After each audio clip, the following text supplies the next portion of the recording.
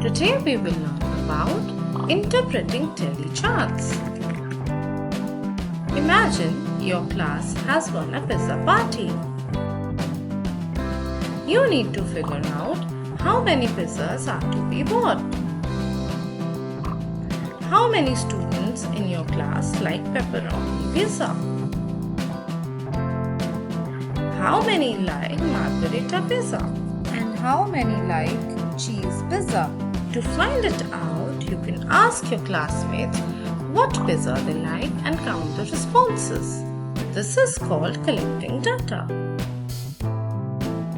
Data is the information you collect. To organize the responses, we can use a tally chart. What is a tally chart? A tally chart is a table used to record and organize data. Let us take a look on a tally chart.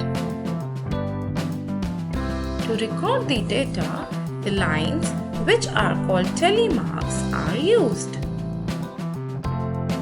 Tally marks tell us how many. The given tally marks in the figure shows 3 tallies for margherita, 5 tallies for pepperoni, 4 tallies for cheese. How tally marks are written? One vertical line is drawn for each response up to 4. Then a diagonal line is drawn across the 4 vertical lines to add a 5th tally. For example, 1 depicts 1 vertical line, 2 depicts 2 vertical lines, 3 depicts 3 vertical lines, 4 depicts 4 vertical lines, 5 depicts 4 vertical lines and a diagonal line cross across. 6 is 5 and 1 vertical line, and so on. Let us draw a tally chart. A figure shows different vehicles, so the tally chart for them are 4 cars in the figure, so 4 vertical lines.